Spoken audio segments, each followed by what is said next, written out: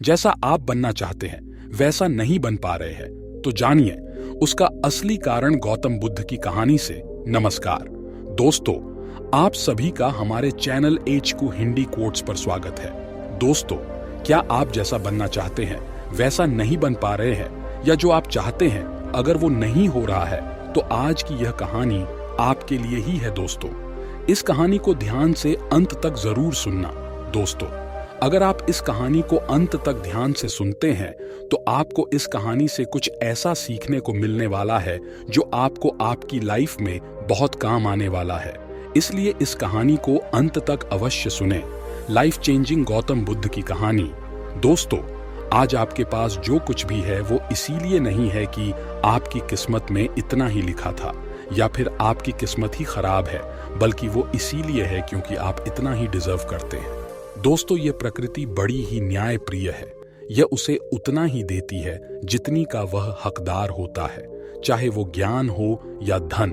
अभी आपके पास उतना ही है जितनी की आप हकदार है, लेकिन अगर आपको इससे भी ज्यादा चाहिए तो आपको उसके काबिल बनना होगा। दोस्तों, ऐसा कौन सा गुण है जो आपको काबिल बनाता है? क्या आप उस गुण के बारे में जानना चाहते हैं? अगर आप जानना चाहते हैं तो आप गौतम बुद्ध के जीवन की इस कहानी को अंत तक ध्यान से जरूर से सुने। दोस्तों, इस कहानी को सिर्फ समझिएगा मत, बल्कि इस कहानी को अपने भीतर उतर जाने दीजिए। तो बिना समय गंवाए चलिए कहानी की शुरुआत करते हैं। गौतम बुद्ध के जीवन की शिक्षाप्रद कहानी जो आपका जीवन बदल देगी। दोस्तों, एक बार गौतम बुद्ध को एक सभा में भाषण करना था, और जब सभा का समय हुआ तब बुद्ध वहां आए और बिना कुछ बोले ही वहां से चले गए।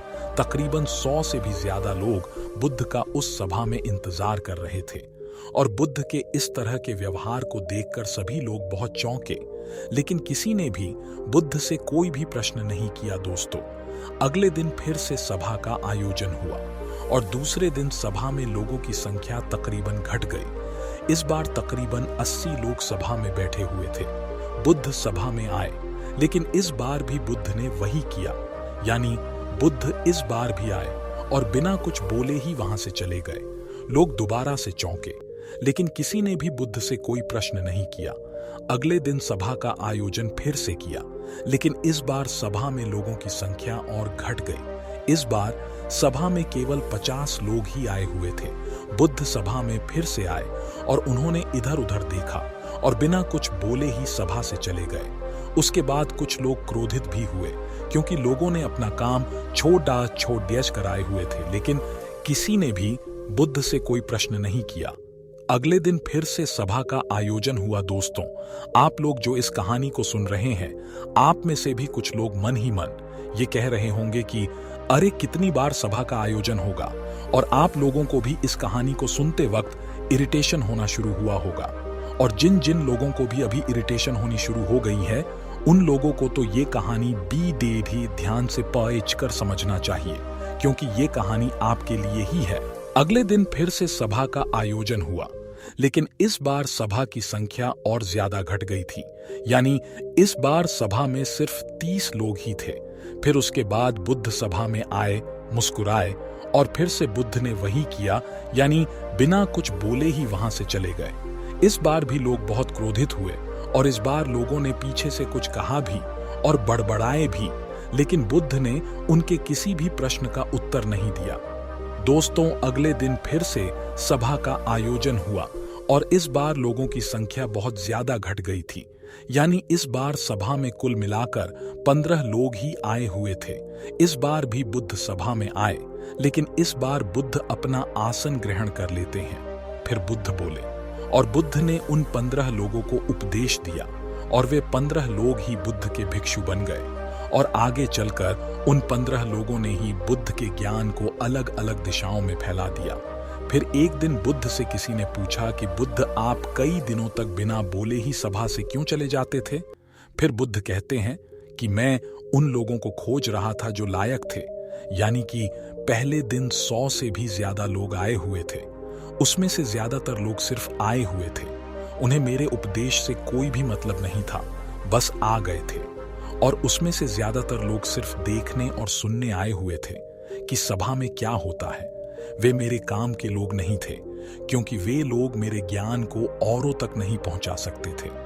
मुझे तो उन लोगों की खोज थी जो मेरे ज्ञान को जन जन तक पहुंचा सके।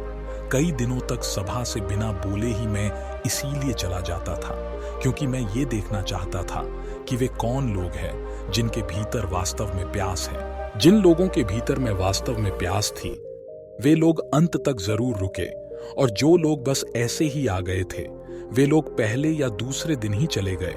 जिनके भीतर धैर्य था, उन्हें मुक्ति का मार्ग भी मिला, और जो लोग जल्दबाजी में थे, वे लोग अब घर में बैठे हुए हैं। सवाल यह नहीं है कि मैं तुम्हें क्या दे सकता हूं, बल्कि सवाल यह है कि तुम क्या ले सकते हो। तुम्हारा पात्र कितना बड़ा है और कितने के तुम हकदार हो, जीतने के तुम हकदार हो, उससे ज्यादा तुम्हें नहीं मिलेगा। फिर वह व्यक्ति बुद्ध से पूछता है कि बुद्ध लायक कैसे बने। फिर बुद्ध कहते हैं कि धैर्य के द्वारा जिस व्यक्ति के अंदर धैर्य है, वह अपने जीवन में कुछ भी पा सकता है। सभा में जितने भी लोग आए हुए थे, और उसमें से अंत तक वहीं रुके जिनके अंदर धैर्य था।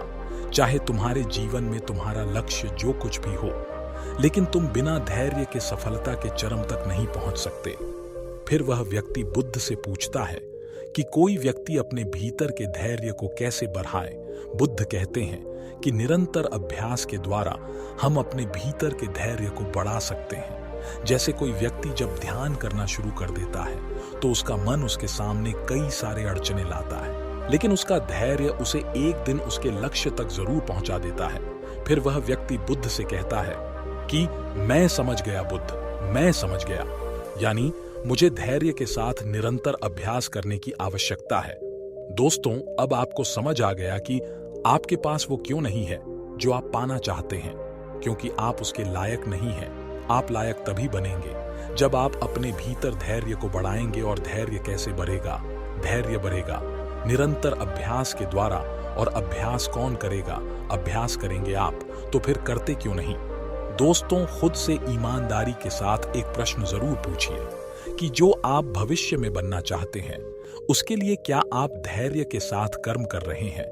दोस्तों, अगर उसका उत्तर नहीं है तो अपनी असफलता के लिए जिम्मेदार आप खुद होंगे।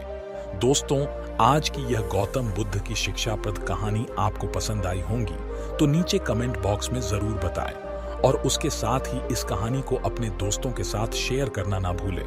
अगर आपको हमारी वीडियो अच्छी लगती है तो प्लीज हमारे चैनल HQ हिंदी कोट्स को सब्सक्राइब करें, और हमारी वीडियोस पर लाइक और कमेंट करें, और हमारी वीडियो उसको शेयर जरूर से करें। नमो बुद्धाय।